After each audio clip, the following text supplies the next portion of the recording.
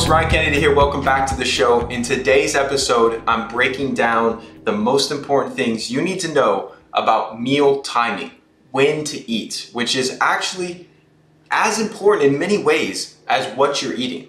So nutrition scientists are always debating, what dietary practices are best for optimal health. And as I've discussed in previous shows, there's no one size fits all for diet. People do better with different types of foods and based on their activity, based on their, genetics, based on a number of different factors.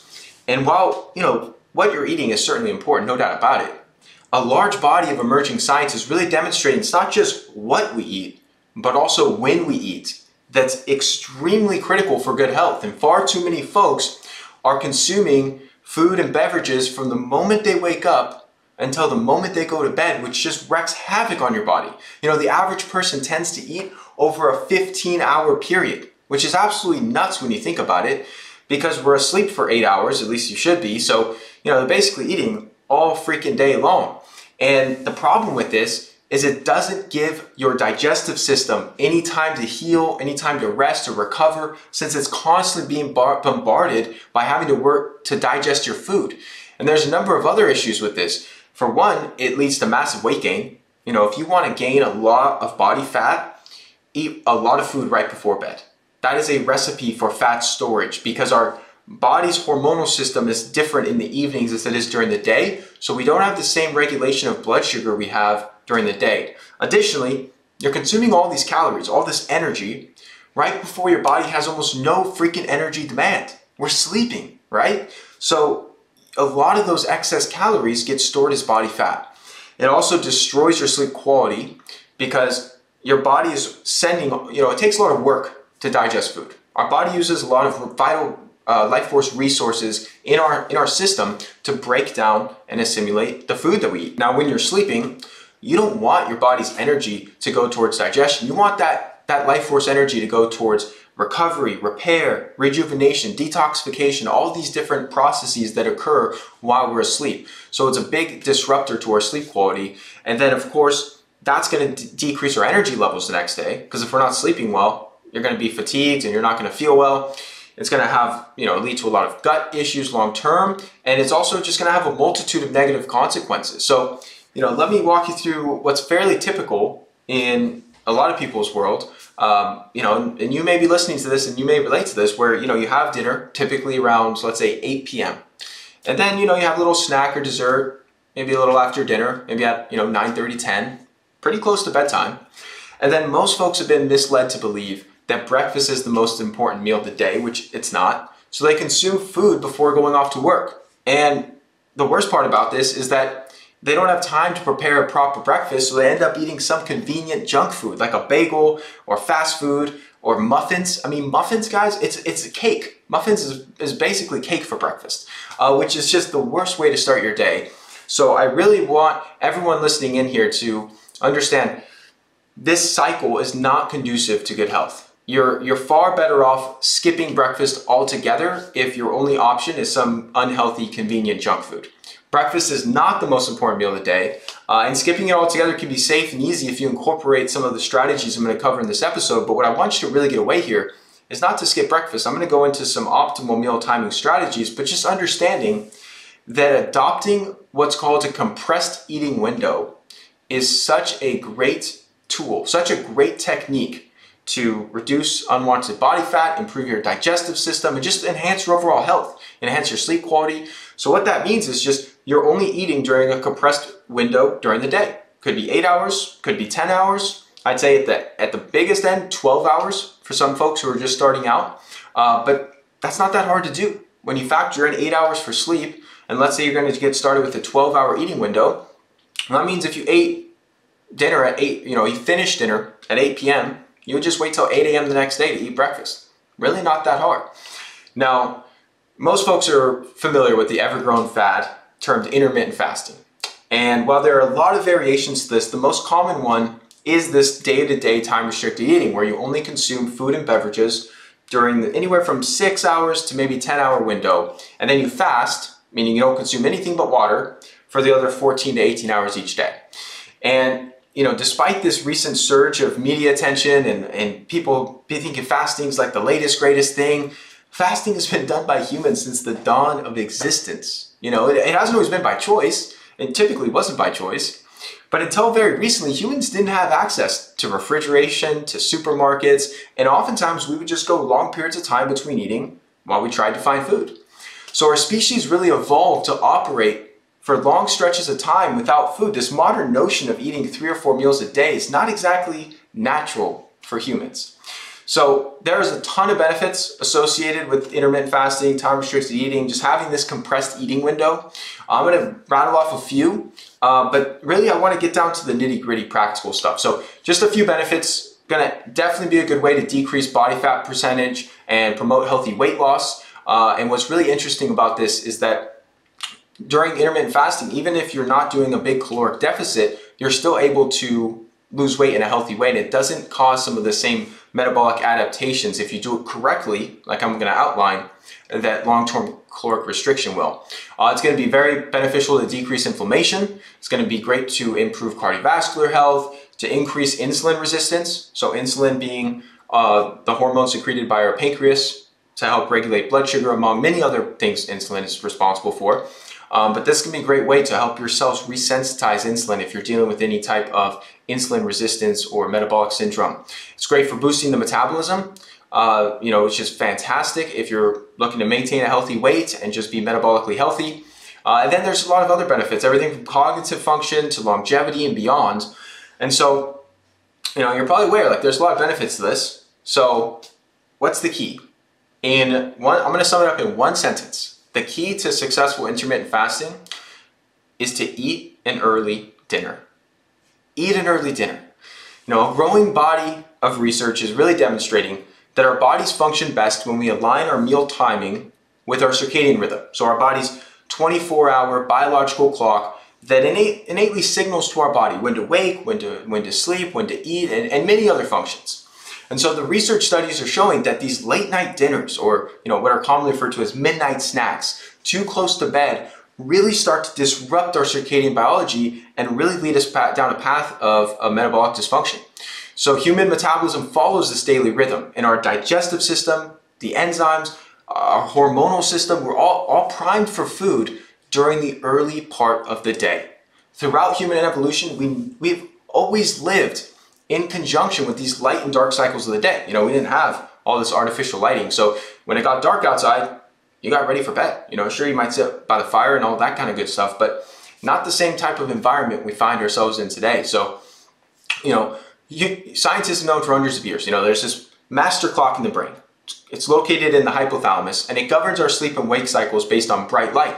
However, it was recently discovered that every organ in the body actually has an internal clock of its own, and these functions change throughout the day based on the circadian cycle, which is really fascinating because anyone that follows my work knows how passionate I am about talking about circadian biology because it's such a foundational element to everything that we do, to our sleep, to our energy, to our brain function, to our longevity, to our risk of chronic illness, to our performance. It all comes back to really being in sync with this circadian rhythm. So just to give you a few examples, in the evenings, our pancreas actually slows down its production of insulin to regulate blood sugar, which is not a good thing. We want to be able to have good blood sugar stability. During the day, our gut upregulates the production of digestive enzymes to increase nutrient absorption and aid digestion. Even the trillions of bacteria in our microbiome are governed by this internal clock, guys. So there's a researcher named Dr. Sachin Panda, whose work I've found absolutely fascinating. He wrote the book, The Circadian Code, and he outlines many of the profound metabolic benefits of having a compressed eating window. A lot of the things I mentioned during this episode. And what he found through his research on meal timing has really been quite groundbreaking, because what he's discovered is essentially we're designed to eat all of our calories in a compressed eating window during the day. And his research actually demonstrated dramatic differences in metabolic health markers when you study two test groups who ate the same diet, the same number of calories, but one group had round-the-clock access and the other group ate within an 8-hour time window. So despite both groups eating the same number of calories, eating the same types of food, the group that ate without time restriction, meaning they had round-the-clock access, became obese and really increased their susceptibility to disease, while the group on the time-restricted regimen did not. I mean, just one variable was changed. Diets, the same. Meal timing, different. Massively different outcomes. That's why I'm saying, guys, this is such a critical component to how we actually benefit from our nutrition. And there's even been some research, this is quite mind-blowing, that eating an unhealthy meal early in the day and not having any late night food intake can actually be healthier for people than eating a healthy meal late into the evenings. Now that's absolutely mind-boggling, but I want to be clear, that's not an excuse to eat unhealthy food, but it just goes to show the power of meal timing. So the science is overwhelmingly clear that consuming your food earlier in the day is optimal for metabolic health. So while skipping breakfast can be helpful for some, it's not nearly as important as eating an earlier dinner and not consuming anything except water for at least 3 to 4 hours before going to bed. I would say 5 hours before going to bed would be optimal. It's quite opposite of what a lot of people are doing with intermittent fasting. Most folks, what they'll do is they'll skip breakfast entirely. They'll just be fueling themselves on coffee and whatever else they have in their going on. And they'll eat their first meal maybe around 12, maybe 1 p.m.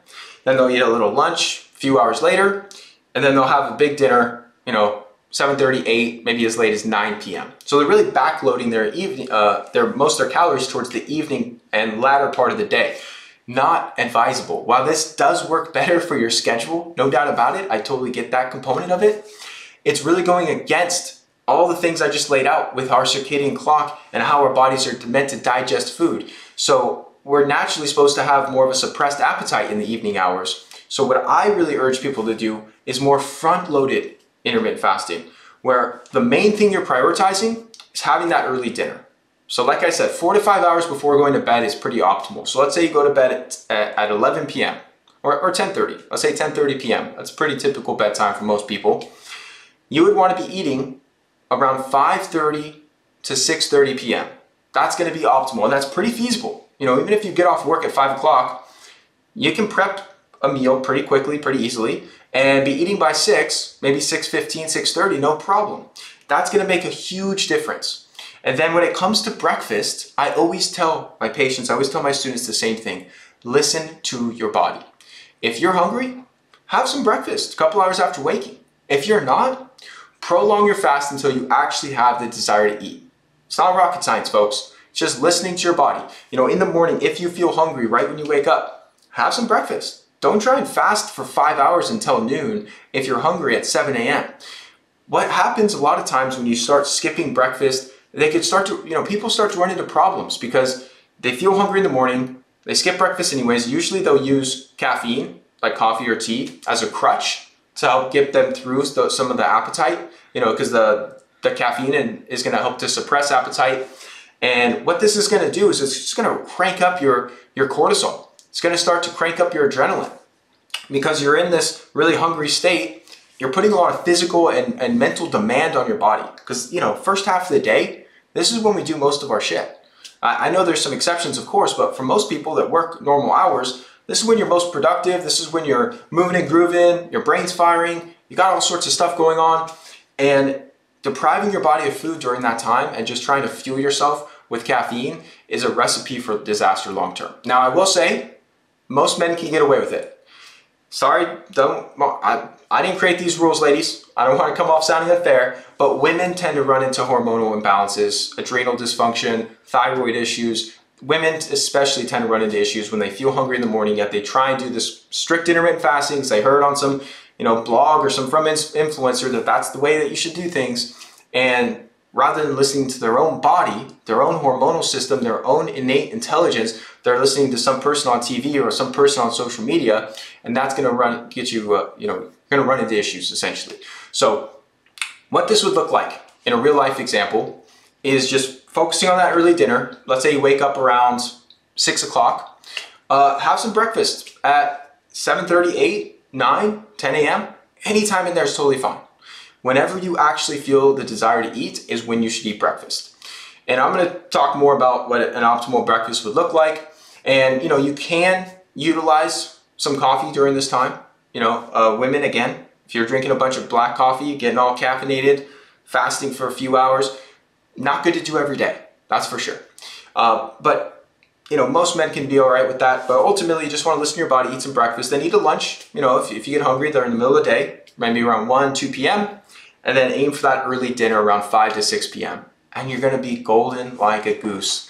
It will work wonders for your health. Now, one thing I want to make very clear on this with fasting is you don't have to do this every day, and you shouldn't do it every day. Having some variability in your meal timing is very conducive to our bodies and how we function.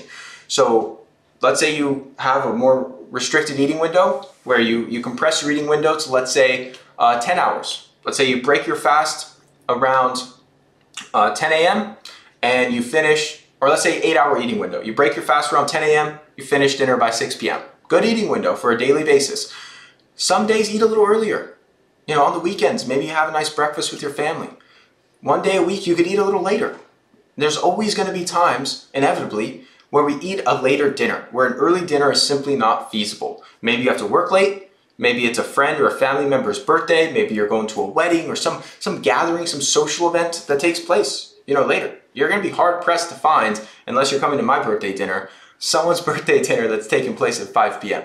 Most of the time, these are going to be later into the evening. And what I want you to understand is that's okay.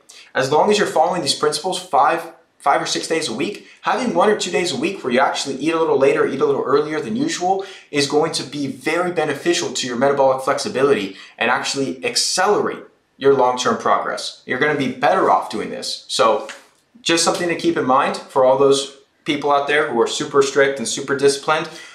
Kind of deviating from this 1 or 2 days a week is actually a good thing.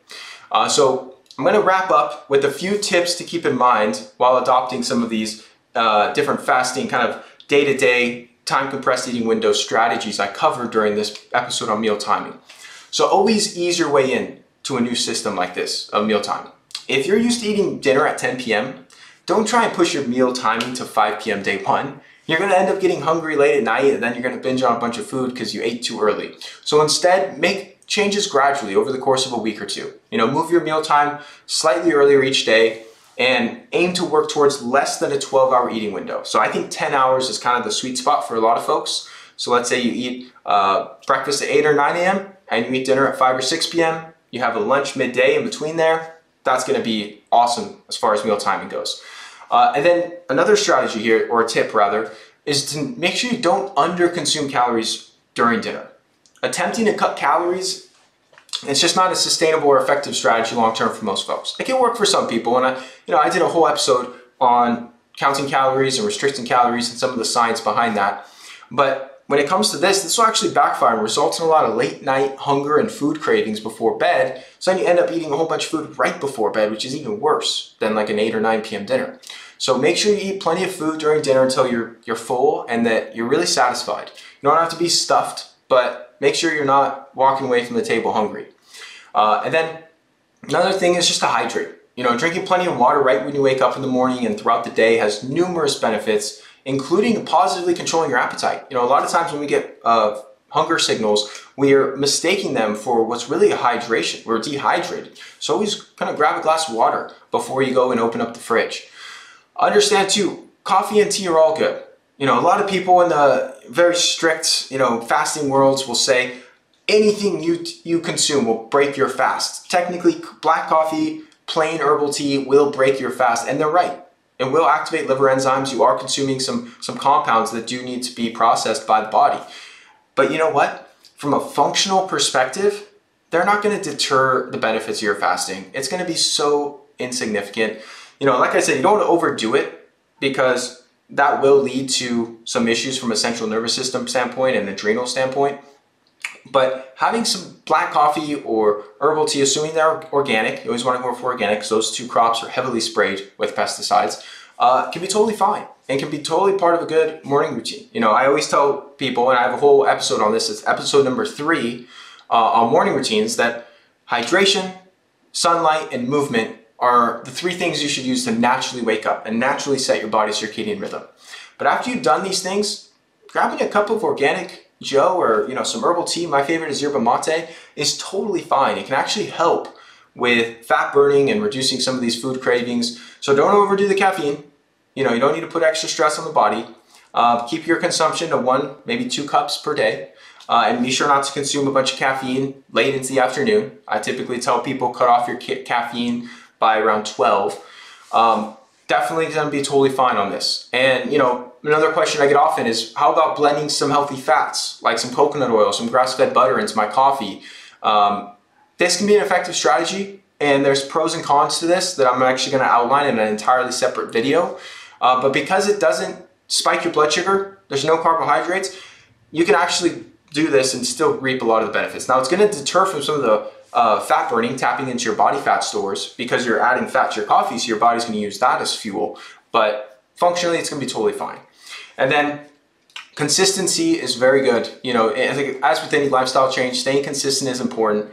Having the 1 or 2 days per week where you kind of eat a little later, eat a little earlier, totally fine, but you still wanna stay consistent majority of the time.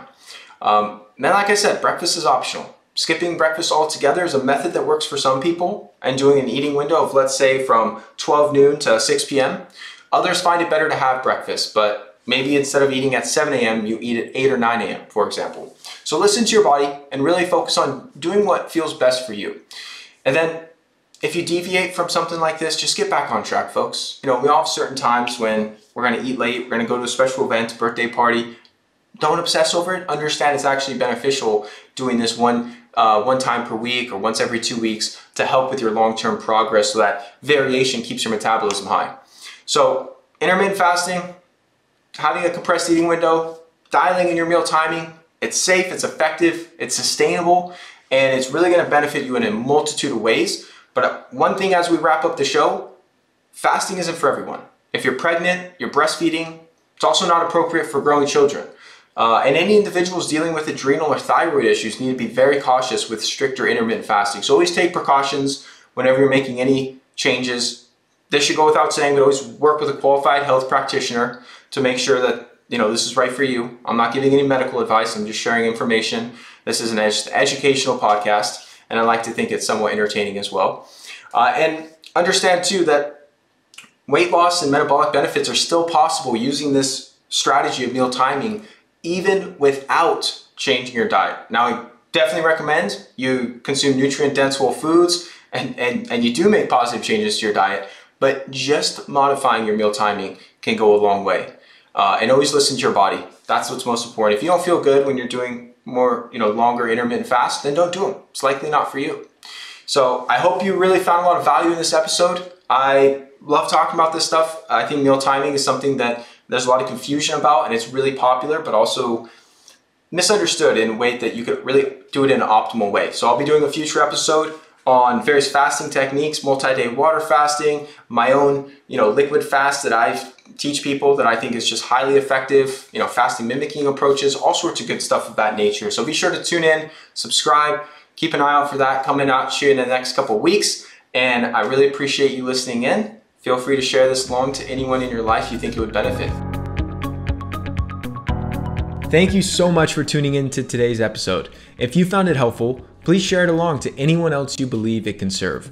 You can find the show notes and resources we discussed at ryankennedyshow.com. Be sure to subscribe and leave a review for the show. Your feedback helps to support me on my mission to positively impact as many people as possible with this information. Much love, everyone.